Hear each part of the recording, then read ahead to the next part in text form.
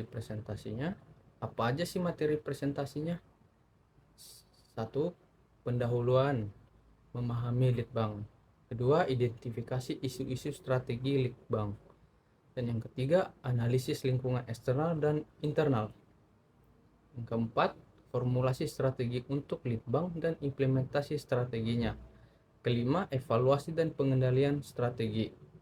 Dan terakhir keenam, studi kasus penerapan strategi dalam proyek Litbang. Pendahuluan, memahami Litbang. Penerapan strategi pada Litbang adalah proses merancang, mengimplementasikan, dan mengevaluasi langkah-langkah strategis yang berkaitan dengan kegiatan penelitian dan pengembangan aktivitas perusahaan. Proses ini bertujuan untuk memastikan bahwa aktivitas Litbang selaras dengan visi, misi, serta kebutuhan pasar dan perkembangan teknologi. Dalam penerapannya, strategi Litbang mencakup pengelolaan sumber daya, pengembangan kompetensi tim, pemilihan teknologi yang tepat, serta penentuan prioritas riset yang mendukung inovasi dan keunggulan bersaing. Dengan kata lain, penerapan strategi pada isu Litbang merupakan upaya sistematis untuk menjadikan kegiatan Litbang lebih terarah, efektif, dan mampu memberikan kontribusi nyata terhadap pertumbuhan dan daya saing perusahaan. Identifikasi isu-isu strategi Litbang.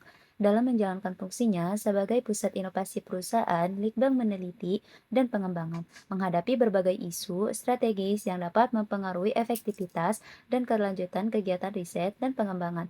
Beberapa isu strategis tersebut meliputi perkembangan teknologi yang cepat, keterbatasan sumber daya (SDM), biaya, dan infrastruktur, kebutuhan pasar yang dinamis, kolaborasi dan koordinasi antar divisi, risiko riset dan ketidakpastian hasil, regulasi dan standar, keamanan, kompetisi dengan perusahaan inovatif lain.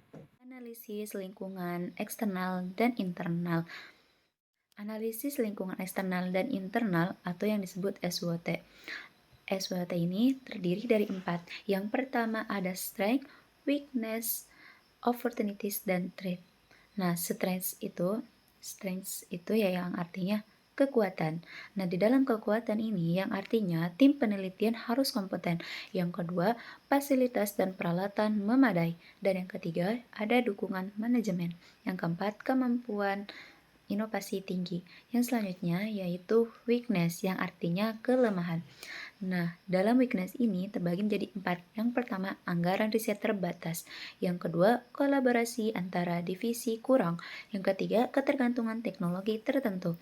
Yang keempat, SDM belum merata kompetensinya. Yang selanjutnya, opportunities atau peluang. Nah, dalam peluang ini, yang pertama ada perkembangan teknologi baru. Yang kedua, kebutuhan pasar akan inovasi. Yang ketiga, kerjasama dengan universitas atau lembaga riset. Yang keempat, dukungan pemerintah untuk penelitian. Nah, selanjutnya yaitu ancaman. Nah, dalam ancaman ini ada yang namanya persaingan inovasi yang ketat. Yang kedua, perubahan regulasi. Yang ketiga, ketidakpastian ekonomi. Yang keempat, perubahan kebutuhan pasar yang cepat. Formulasi strategi untuk Litbang dan implementasi strategi. Nah, formulasi strategi Litbang ini adalah menentukan visi dan tujuan Litbang, yang artinya fokus pada inovasi dan meningkatkan daya saing. Yang kedua, menganalisis SWOT atau mengidentifikasi kekuatan, kelemahan, peluang, dan ancaman. Yang ketiga, menetapkan prioritas riset atau memilih proyek yang paling mendukung kebutuhan pasar dan strategi perusahaan. Yang keempat, menyusun rencana pengembangan teknologi dan produk atau roadmap inovasi jangka pendek dan jangka panjang. Yang kelima, menentukan kebutuhan sumber daya, yang artinya SDM, anggaran, fasilitas, dan teknologi pendukung. Dan selanjutnya yaitu implementasi strategi Litbang terbagi menjadi 5. Yang pertama, pengalokasian sumber daya sesuai rencana strategi.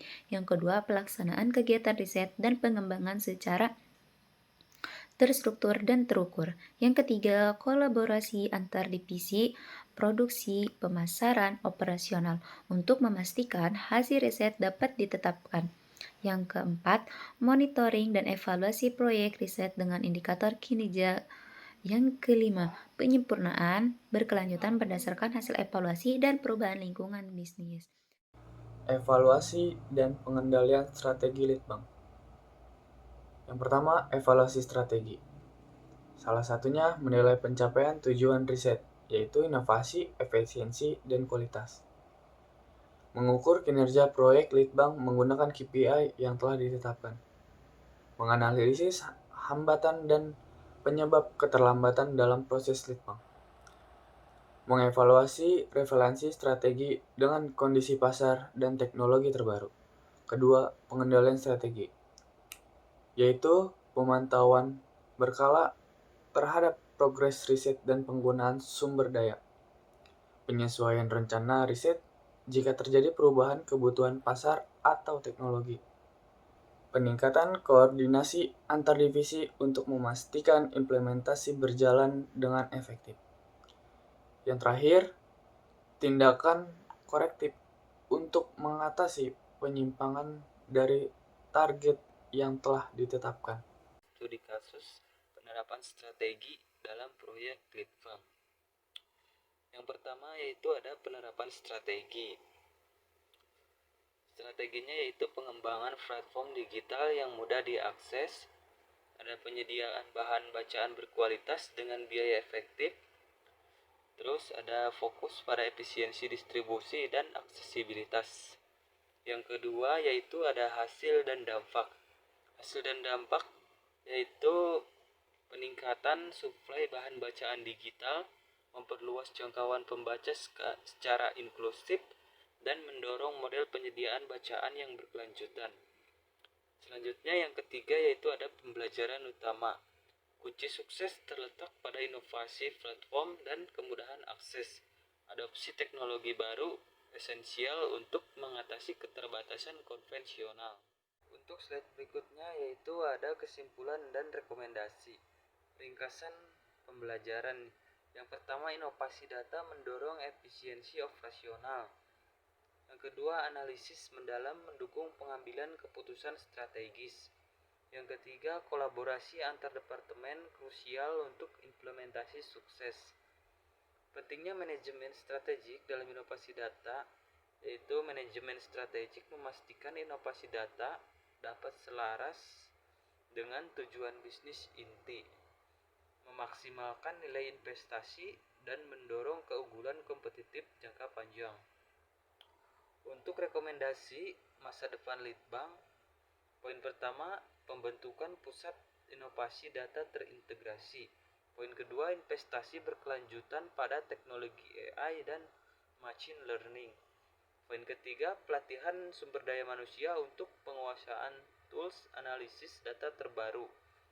Poin keempat, pengembangan kerangka kerja tata kelola data yang akurat. Poin kelima, prioritaskan keamanan cyber dalam semua inisiatif data.